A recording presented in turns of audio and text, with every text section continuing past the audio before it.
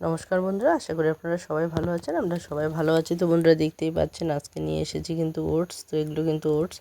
তো সাধারণত নর্মালি কতগুলো ওটস আছে যেগুলো কিন্তু একটু চ্যাপ্টা ধরনের হয়, চিড়ার মতো, কিন্তু এটা কিন্তু অনেকটাই গুঁড়া, ছাতুর মতোই। মানে ছাতুর মতো অতটাও মিহি নয়, কিন্তু একটু গুঁড়া বেশি। তো বন্ধুরা দেখতে পাচ্ছেন, তো এখানে কিন্তু 1 চামচ পরিমাণ আমি দিয়ে দিয়েছি চিনি, আর এখানে হাফ চামচের একটু কম পরিমাণ দিয়ে দিয়েছি লবণ, আর এখন এখানে আমি জল দিয়ে দেবো। আর জল দিয়ে কিছুটা সময় আমি কিন্তু এটা ভিজিয়ে রাখবো, 5 থেকে 7 মিনিটের মতো আমি এটা ভিজিয়ে রাখবো। তো বন্ধুরা দেখতে পাচ্ছেন জলটা কিন্তু একটু পাতলা করেই দিয়েছি, কারণ এটা যখন ভিজিয়ে রাখবো আমি, তখন কিন্তু এটা অনেকটাই কিন্তু ঘন হয়ে আসবে। তো অবশ্যই যখন আপনারা ভিজিয়ে রাখবেন তখন কিন্তু একটু জল বেশি করে দিয়ে ভিজিয়ে রাখবেন, যাতে করে পরবর্তীতে 5-6 মিনিট আপনারা রাখার পরে এটা কিন্তু অনেকটাই ঘন হয়ে আসবে।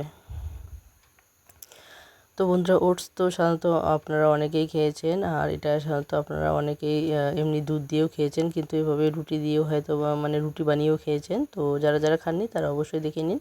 এরকম ঝটপট কিন্তু আপনারা রুটি বানিয়েও কিন্তু খেতে পারেন, এটা খেতেও বেশ মজাদার হয়। তো বন্ধুরা দেখুন এখন কিন্তু অনেকটাই ঘন হয়ে এসেছে 5-6 মিনিট পর। তো এখানে আমি তাওয়া বসিয়ে দিয়েছি, আর তাওয়ার মধ্যে কিন্তু এখন 2 থেকে 3 মানে চামচ পরিমাণ কিন্তু এখানে তেল আমি দিয়ে দিয়েছি। তো দেখতে পাচ্ছেন এখানে 2 থেকে 3 চামচ পরিমাণ আন্দাজ মতোই তেল দিয়েছি। এখন এই তেলটাকে এখন আমি একটুখানি নাড়িয়ে দিব। তো বন্ধুরা দেখুন এখানে কিন্তু কোনো রকম বেলনার প্রয়োজন নেই, বেলনা ছাড়াই কিন্তু খুব সহজেই এখানে ওটসের রুটি তৈরি হয়ে যাবে।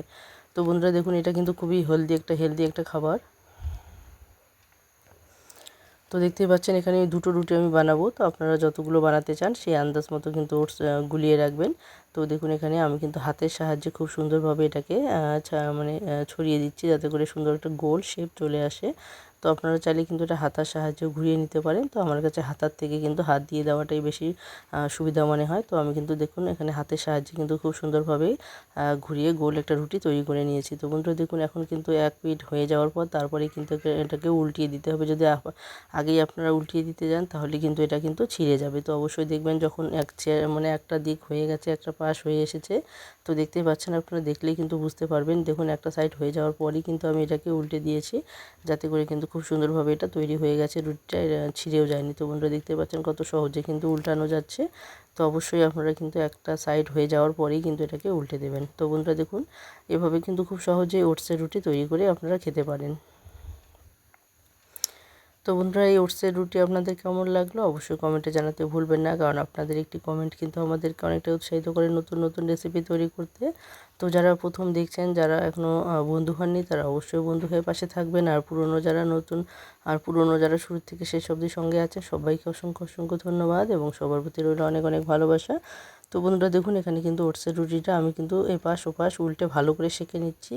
এখন কিন্তু পুরোপুরি হয়ে গেছে, এখন আমি নামিয়ে নিচ্ছি। আরও একটা যা আছে সেম একইভাবে কিন্তু আমি এটা রুটিও তৈরি করে নেব।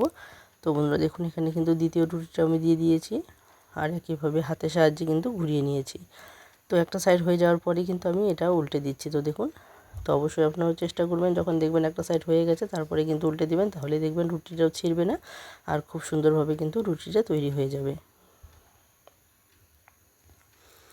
তো দেখুন দু সাইডই কিন্তু হয়ে গেছে খুব সুন্দরভাবে রুটিটা। তো এখন আমি এটা নামিয়ে নেব, আর এটা নামানোর পর আপনাদেরকে দেখিয়ে দেবো কতটা সুন্দর স্পঞ্জি রুটিটা তৈরি হয়ে গেছে। তো এটা কিন্তু চিনি আর যেহেতু লবণ দেওয়া আছে, এটা কিন্তু আপনারা এমনিতেও খেতে পারবেন, কিংবা কোনো তরকারির সঙ্গেও খেতে পারবেন। তো বন্ধুরা দেখুন একটু মোটা সাইজেরই কিন্তু হয়েছে, আর দেখুন কতটা নরম হয়েছে। এখানে রোলিং করলেও কিন্তু এটা ছিঁড়ে যাচ্ছে না বা ভেঙে যাচ্ছে না। বন্ধুরা দেখতেই পাচ্ছেন কত সুন্দরভাবে রুটি তৈরি হয়ে গেছে।